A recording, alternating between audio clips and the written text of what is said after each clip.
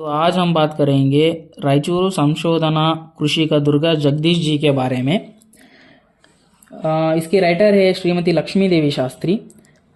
पहले मैं कन्नड़ में पढ़तू फिर एक्सप्लेन करतू। ಕೃಷ್ಣ ಮತ್ತು ತುಂಗಭದ್ರಾ ನದಿಗಳ ಮಧ್ಯದಲ್ಲಿರುವ ನಮ್ಮ ರಾಯಚೂರು ಎಡೆದರೆ ನಾಡೆಂದು ಪ್ರಸಿದ್ಧಿ ಹೊಂದಿದೆ। ये रायचूर का पहले लोकेशन के बारे में बोले हैं। फर्स्ट लाइन, रायचूर किधर आता बोले तो कृष्णा एंड तुंगभद्रा नदी के बीच में जो लैंड है ना, उसका नाम ही रायचूर है। इसको एडेदरे नाड भी बोलते थे, अभी भी बोल सकते। एडेदरे नाड बोले तो लैंड ऑफ किंग्स, उसका मतलब है लैंड ऑफ किंग्स। ಈ ಫಲವತ್ತಾದ ಭೂ ಪ್ರದೇಶದ ಒಡೆತನಕ್ಕೆ ಹಲವಾರು ಯುದ್ಧಗಳು ಜರುಗಿವೆ। फलवत्ताद भू बोले तो न्यूट्रिशन से भरा हुआ लैंड बोले तो वो बहुत फलवत्त, इधर कुछ भी ग्रो कर सकते, इधर पानी भी है, सब कुछ है, कुछ भी ग्रो कर सकते। इसलिए बहुत सारा राजाओं ने इसको जब्त बोले तो ऑक्यूपाई करने को बहुत सारे युद्ध भी करे। ನಮ್ಮ ರಾಯಚೂರು ಇತಿಹಾಸವು ಬಹಳ ವಿಶಿಷ್ಟವಾಗಿದೆ। हमारा रायचूर का इतिहास कैसा है बोले तो बहुत डिफरेंट एंड बहुत विशिष्ट है। ನಾವಿಂದು ಗ್ರಹಿಸಿರುವ ಇತಿಹಾಸದ ಅನೇಕ ಸಂಗತಿಗಳು ಶಾಸನಾಧಾರಿತ ದಾಖಲಾತಿಗಳಿಂದ ಮಾತ್ರವಲ್ಲದೆ ಮೌಖಿಕ ಇತಿಹಾಸದ ಮೂಲಕವೇ ಎಂಬುದು ಅಷ್ಟೇ ಸತ್ಯ। हमारा इतिहास कैसा है बोले तो ओरली भी प्रूफ है एंड ऐसे प्रैक्टिकल भी प्रूफ है। बोले तो ऐसे विजय स्तंभ शासना ऐसे रहते ना, वैसे भी प्रूफ है।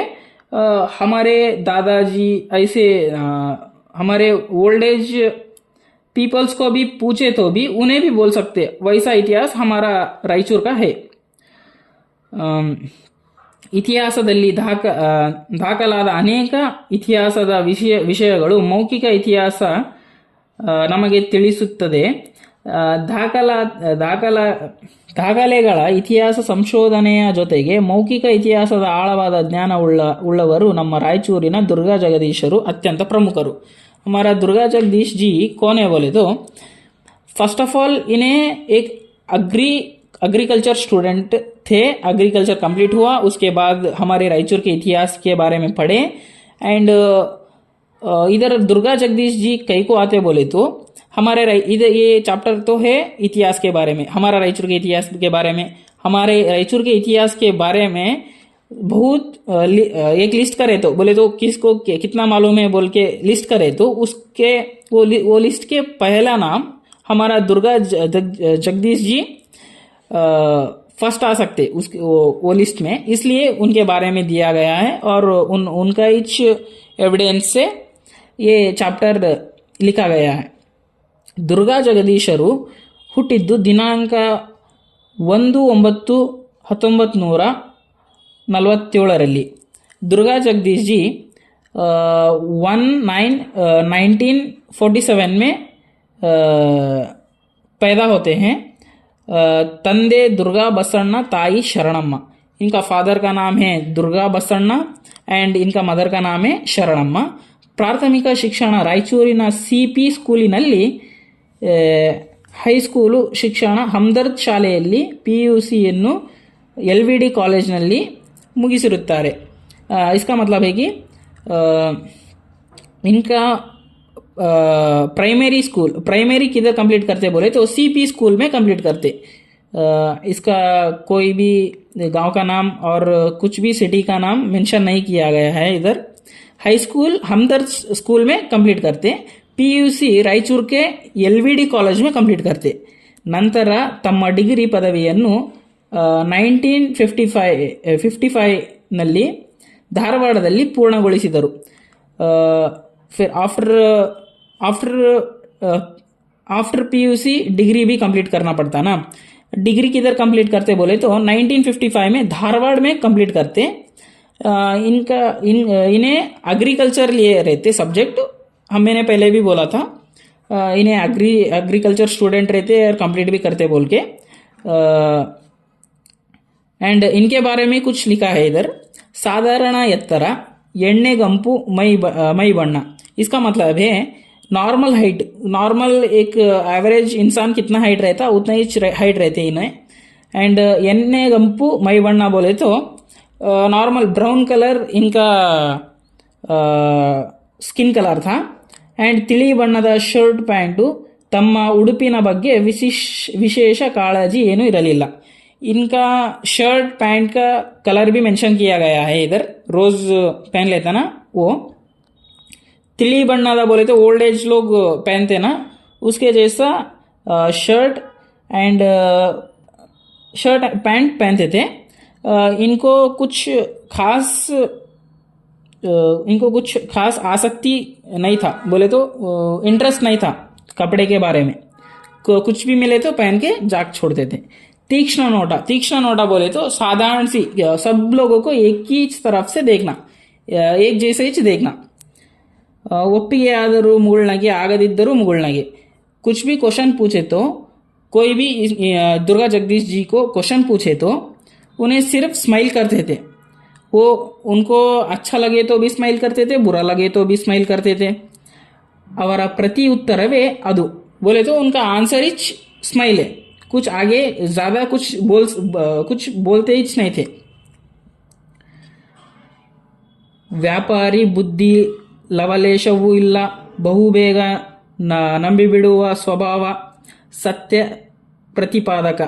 इसका मतलब है कि ये इन्हें बहुत जल्दी सबको अपने लोग बोल के समझ लेते थे. एंड इनके माइंड में कुछ भी बिजनेस आइडिया नहीं रहते थे. बोले तो किसी को ऐसे बोले तो किसी के इसे पैसे मांग लेके काम करना, ऐसे करप्शन ऐसे कुछ नहीं करते थे. बहुत डिसेंट, बहुत इनोसेंट आदमी थे इन्हें. ಜೀವನದ ಹಲವಾರು ಸೋಲುಗಳು, ಅವಮಾನದ ಘಟನೆಗಳನ್ನೆಲ್ಲ ಮನದಲ್ಲೇ ಇಟ್ಟುಕೊಂಡು ನುಂಗಿ ಮಿತಿ ಮೀರಿದಾಗ ಅವೆಲ್ಲ ಒಮ್ಮೆಲೆ ಸ್ಫೋಟಗೊಂಡು ವೀರಭದ್ರನಾಗುವುದುಂಟು. इनको इंसान बोले तो, नॉर्मल इंसान बोले तो कभी भी गुस्सा आता ही, लेकिन इनका पॉलिसी कैसा है बोले तो, जीवन में कितने बार भी हारे ने, कितने बार भी कोई भी कुछ भी बोले, उनको बहुत क्या करते बोले तो उन्हें बहुत नेग्लेक्ट करते थे. और कभी कभार बहुत गुस्सा आता था ना, तब उन्हें फुल उगल देते थे, बोले तो ज्वालामुखी की जैसे उगल देते थे. प्रकृति प्रिय, पुस्तक प्रेमी, चित्रकलाविद. इनका हॉबीज क्या क्या थे बोले तो नेचर का प्रेमी थे इन्हें. एंड पुस्तक प्रेमी बोले तो इनको पढ़ने का बहुत शौक था. ಚಿತ್ರಕಲಾವಿದ बोले तो ड्राइंग भी अच्छे कर लेते थे इन्हें. ಕೃಷಿ ಮತ್ತು ಇತಿಹಾಸದ ಸಂಶೋಧನೆ प्रमुख हव्यासಗಳು. इनका हॉबीज में ये भी आते हैं. कृषि बोले तो एग्रीकल्चर, उनका भी एग्रीकल्चर फील्ड ही था. एग्रीकल्चर के बारे में समझने में और इतिहास के बारे में समझने में हमारे लोकल रायचूर के, अब ये चैप्टर भी ऐसा ही है, इतिहास संशोधना बोले तो इन्हें इधर मेंशन भी किया है. दुर्गा जगदीश जी ने रायचूर के इतिहास के बारे में बहुत कुछ लिखा है, समझाया है बोल के भी मेंशन किया है. इनका हॉबीज भी ये भी थे इनके हॉबीज. ಅಗ್ರಿಕಲ್ಚರ್ ಆಫೀಸರ್ ಆಗಿ ಕೆಲಸ ಮಾಡಿದರೂ ಇವರನ್ನು ನೋಡಿದರೆ ಟಿಕ್ ಟಾಕ್ ಆಗಿ ಎದ್ದು ಕಾಣುವ ಗಂಭೀರ ಆಫೀಸರ್ ಆಗಿ ಕಂಡು ಬರುತ್ತಿರಲಿಲ್ಲ. इन्हें कैसे रहते थे बोले तो एग्रीकल्चर ऑफिसर का काम करते थे इनका जॉब था. उन्हें ऐसे जॉब करे तो भी कभी भी इन्हें इतना टिप टॉप ऑफिसर के जैसे नहीं दिखे. नॉर्मल कॉमन मैन के जैसे ही दिखे सबके सामने. कुछ एटीट्यूड कुछ भी नहीं था. ಒಬ್ಬ ಸೌಮ್ಯ ವ್ಯಕ್ತಿ बोले तो बहुत शांत व्यक्ति. ಏನಿಲ್ಲ ಬುದ್ಧಿವಂತಿಕೆ ಪಾಂಡಿತ್ಯ ಒಳಗೊಂಡಿದ್ದರೂ ಹೊರನೋಟಕ್ಕೆ सीधा साधा मनुष्य. इनके पास कितना भी नॉलेज रहे तो इन्हों कुछ घमंड नहीं करते थे, बहुत सीधा साधा. एंड अहंकार भी कुछ नहीं था, बहुत सीधा साधा इंसान थे. ये पहला पेज है. दूसरा पेज अब नेक्स्ट वीडियो में भेज दूँ.